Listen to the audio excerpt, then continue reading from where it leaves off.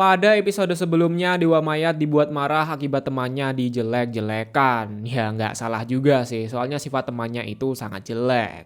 Dilanjut dengan kecurigaan Arase terhadap Misaki dan Polka atau Dewa Mayat bahwa mereka berdua memiliki keterlibatan dalam insiden bola bakso. Tidak ingin ditinggal sendiri, Lemmings pun juga akan ikut join ke dalam party. Halo semua, selamat datang di channel Swag pada alur cerita anime Dead Moon Dead Play part kelima.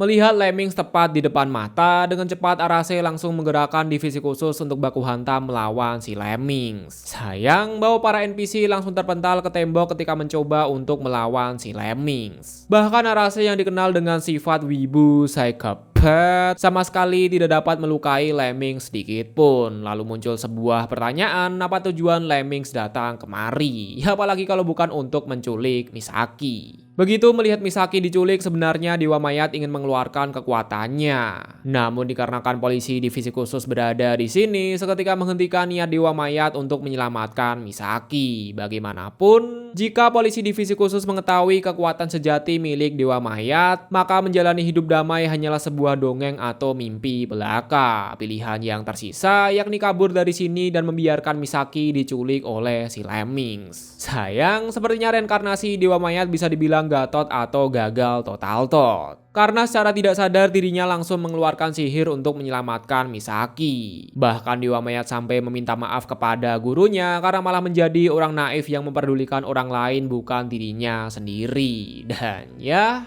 jikalau kalian lihat di episode sebelumnya, pada dasarnya Dewa Mayat itu adalah orang yang sangat baik. Dan kebalikannya, justru pihak kerajaanlah yang jahat hingga memanfaatkan pahlawan surgua untuk membunuh Dewa Mayat.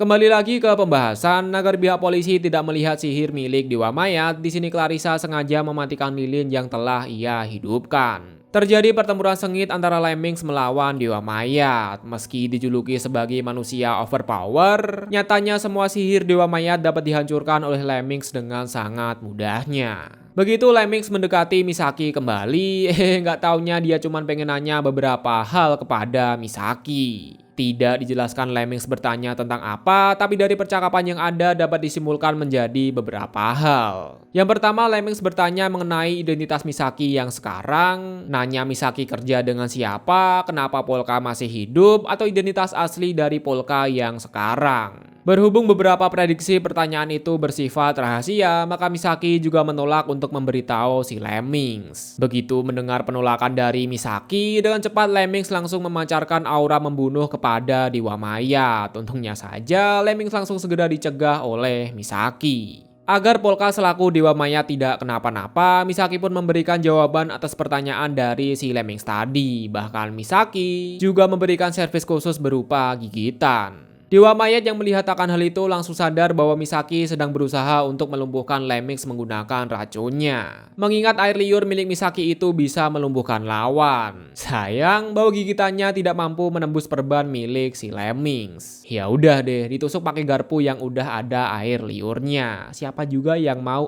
Dan benar saja, berkat air liur milik Misaki mampu melumpuhkan Lemmings meski cuma jadi lemes saja. Tanpa basi-basi lagi, dengan menyerap arwah kebencian yang ada di sekitar Lemmings, Dewa Mayat pun langsung mengeluarkan tubuh aslinya. Seketika langsung membunuh Lemmings. Sebat dulu gak sih? Dikala pulang, Polka dan Misaki menceritakan semua hal yang terjadi kepada Kuruya. Tentu mendengar kabar bahwa Lemmings telah mati seketika membuat Kuruya kaget sekaget-kagetnya. Karena ya Lemmings telah dijuluki sebagai makhluk urban legend yang sangat menakutkan, di mana selalu menyelesaikan pekerjaannya dengan sangat brutal. Teringat dengan perkataan sang guru, tidak peduli berapa lama mereka berteman, jika memiliki niat untuk membantu maka bantulah orang itu. Di sini Dewa Mayat meminta maaf kepada Misaki karena gara-gara Dewa Mayat memaksa Misaki untuk memberikan informasi rahasia agar supaya Dewa Mayat tidak diserang dan dapat hidup secara damai. Mengejutkannya bahwa Misaki sama sekali tidak mempermasalahkan akan hal itu. Bagaimanapun, Dewa Mayat juga telah menyelamatkan si Misaki ini. Mulai dari sinilah, demi melindungi dan menjaga senyuman dari teman dekatnya, Dewa Mayat bertekad untuk mengumpulkan kekuatan agar supaya dirinya bisa menjadi overpower kembali. Anjas. Di sisi lain, terlihat om-om misterius yang sudah menunggu akan kedatangan dari si Lemmings. Lah, katanya tadi Lemmings sudah mati. Iya, simak aja terus pokoknya ya. Lemmings segera memberitahu bahwa kode name Jimba dikonfirmasi telah meninggal dunia. Ketika ditanya siapa yang membunuh Jimba, dengan cepat Lemmings langsung menunjuk Shinomiya Polka. Mendengar kabar bahwa Polka masih hidup, entah kenapa membuat om-om misterius ini mengeluarkan ekspresi ala wibu psychopath.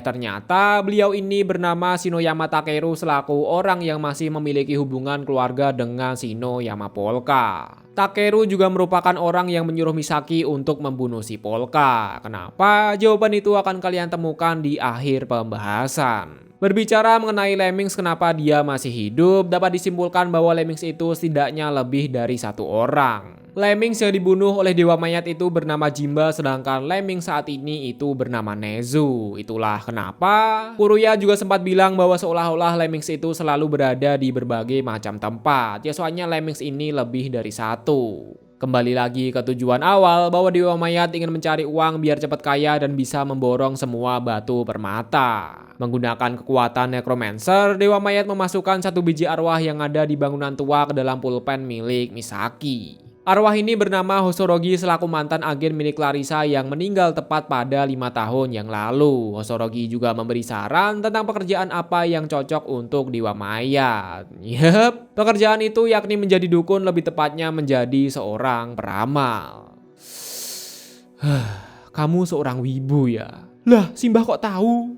Dibantu dengan informasi yang diberikan oleh Kuruya ditambah kekuatan Necromancer, membuat Dewa Mayat dapat meramal secara akurat. Kuruya bertugas mencari latar belakang keluarga, Dewa Mayat berbicara dengan arwah yang ada di samping pelanggan, Hosorogi sebagai sekretaris, dan Misaki sebagai pajangan, lebih tepatnya untuk menarik hasil dari usaha tipu menipu, maksudnya menjadi seorang peramal. Auto kaya nggak sih? Tidak ingin mengambil keuntungan yang terlalu banyak, di sini Polka ingin membagi uang menjadi 5 bagian. Dewa Mayat, Polka asli, Misaki, Kuruya, dan juga Hosorogi selaku pulpenkun. Dengan cepat Polka asli pun bilang bahwa dirinya tidak ingin mengambil keuntungan. Kuruya juga menambahkan, lagian Polka asli sudah terbiasa melihat uang berjibun juta yen.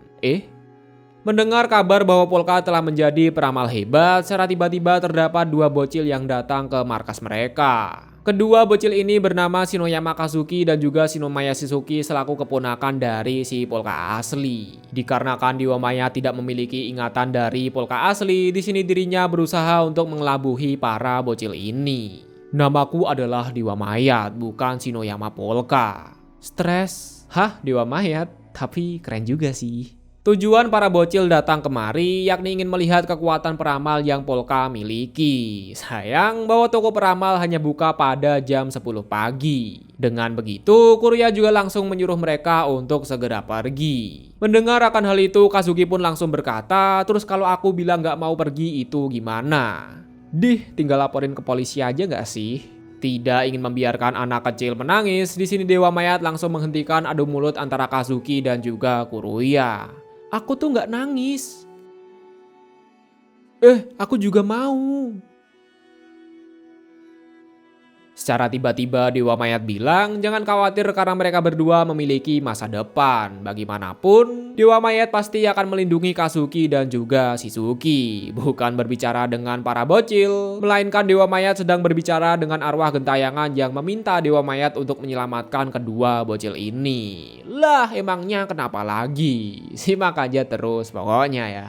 Dikala kedua bocil pulang, Dewa Mayat segera menjelaskan arwah gentayangan serta akan pulang ke rumah Polka asli untuk mengecek keadaan. Bagaimanapun, melihat kedua bocil itu seketika mengingatkannya kepada keluarga kecil yang dimiliki oleh Dewa Mayat dulu. Nah, kenapa si Takeru ingin ngebunuh Polka padahal masih satu keluarga dan terdapat arwah yang meminta Dewa Mayat untuk melindungi kedua bocil? Kuruya menjelaskan bahwa keluarga Shinoyama itu adalah keluarga kaya raya yang memiliki bank sendiri di mana memiliki aset hingga triliunan yen. Dan identitas asli dari si Polka adalah anak kedua dari Rozan Shinoyama selaku ketua dari keluarga Shinoyama saat ini. Mengingat Rozan juga sudah tua dan jikalau terjadi apa-apa, maka secara otomatis Polka akan mewarisi tahta atau harta milik si Rozan ini. Jadi kesimpulannya apa? Beli kopi 80.000 di hotel. Enggak. Jadi si Takeru ingin menjadi ketua dan tidak ragu untuk membunuh anggota keluarganya sendiri, tidak terkecuali untuk Polka atau kedua bocil yang bernama Kazuki dan juga Shizuki. Berhubung Dewa Mayat juga telah bilang akan kembali ke rumah Polka asli, maka sama saja Dewa Mayat akan pergi ke tempat di mana musuh berada. Bisa saja tidak hanya Takeru saja yang ingin membunuh Polka, melainkan keluarga lainnya juga ada yang memiliki niatan yang sama. Dikala perjalanan pulang, Kazuki agak ragu bahwa Polka yang sekarang sepertinya berbeda dengan yang dulu. Bagaimanapun, Polka yang asli itu memiliki sifat penakut dan juga sangat naif. Berbeda dengan Polka yang sekarang, di mana dirinya sangat berani dan juga sangat Cerita berakhir ketika Takeru memergoki bahwa Kazuki dan Shizuki telah bertemu dengan si Polka atau si Dewa Maya. Duh yalah.